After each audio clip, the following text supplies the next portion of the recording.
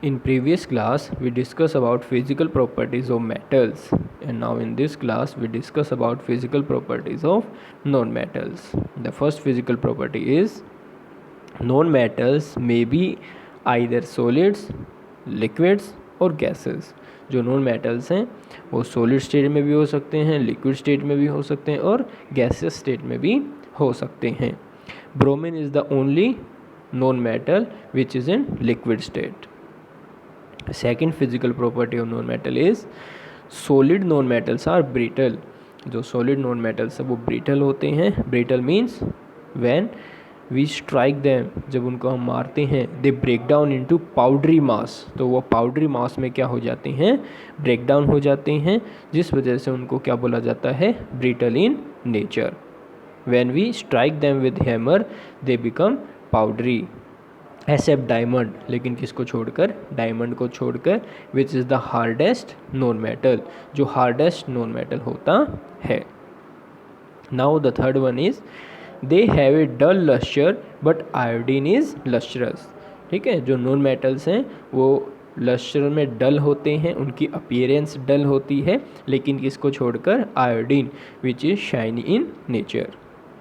Now the next property is they have low melting points except diamond that has very high melting point. जो non metals होते हैं उनका melting point लो होता है, लेकिन किसको छोड़कर, डायमंड को छोड़कर. It has very high melting point. ठीक है, डायमंड का क्या होता है, बहुत ज़्यादा हाई मेल्टिंग पॉइंट होता है.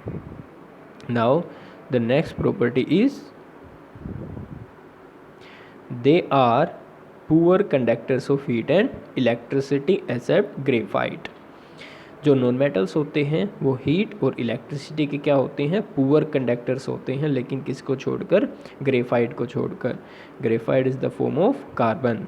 ठीक है, ग्रेफाइट को छोड़, graphite is a good conductor of heat and electricity. Next property is they are not malleable. Non metals are not malleable. They cannot be drawn into thin sheets. Now next property is they are not ductile. Non metals are not ductile. They cannot be converted into thin wires. They are not sonorous. Non metals are not sonorous. They doesn't produce ringing sound when strike with a hard substance. Now examples of non-metals are carbon, sulfur, oxygen, phosphorus and many more. These are non-metals. हमने पढ़ा था कि भी जो metals और non metals हैं उनको हम फिज़िकल और केमिकल प्रॉपर्टी के बिहाफ पे डिफ्रेंशिएट कर सकते हैं. तो हम फिज़िकल प्रॉपर्टी के बारे में पढ़ चुके हैं. Now we discuss about chemical properties of metals. Now the first chemical property is reactions of metal with oxygen. जो मेटल्स हैं वो ऑक्सीजन के साथ रिएक्ट करके क्या बनाते हैं. Now metals reacting with oxygen is observe in our day to day life. हम मेटल्स की रिएक्शन ऑक्सीजन के साथ अपने डे टू डे लाइफ में ऑब्जर्व करते हैं. कैसे, we all must have observe rusting of iron. हमने रस्टिंग ऑफ आयरन के बारे में ज़रूर ऑब्जर्व किया होगा.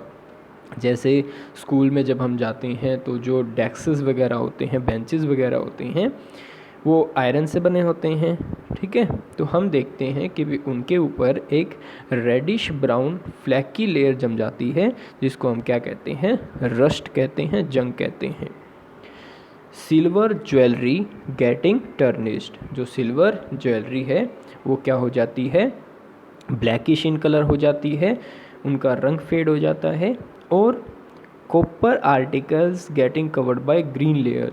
और जो कॉपर के बने हुए आर्टिकल्स हैं उनके ऊपर एक ग्रीन कलर की लेयर हम ऑब्जर्व करते हैं. Metals reacts with atmospheric oxygen and produce metal oxides. जो मेटल्स हैं वो एटमॉस्फेरिक ऑक्सीजन के साथ रिएक्ट करके क्या प्रोड्यूस करते हैं, metal oxides. When metal react with oxygen, they produce metal oxides. that are basic in nature. Metal oxides are basic in nature because they react with water to form bases, क्योंकि वो water के साथ react करके क्या बनाती हैं, bases. Bases are the substance which is bitter in taste and soapy in touch. Now examples: in case of rusting of iron, the iron reacts with the oxygen present in air and moisture and develops rust, hydrated iron oxide. ठीक है, जब rusting of iron की हम बात करते हैं तो जो आयरन है वो एयर में प्रेजेंट ऑक्सीजन और मॉइस्चर के साथ रिएक्ट करता है और क्या बनाता है, रस्ट बनाता है. रस्ट क्या होता है, हाइड्रेटेड आयरन ऑक्साइड. जैसे ये आयरन की कोई बेल है, जब ऑक्सीजन और वाटर के संपर्क में आती है, रिएक्ट करती है, तो ये क्या बन जाता है, रस्ट. ठीक है. Now this is the reaction, iron plus oxygen plus water, ये तीनों मिलके क्या बनाते हैं, rust, hydrated iron oxide. Now the second example is in case of rusting of copper. When we talked about rusting of copper, the metallic copper reacts with oxygen, carbon dioxide and atmospheric moisture.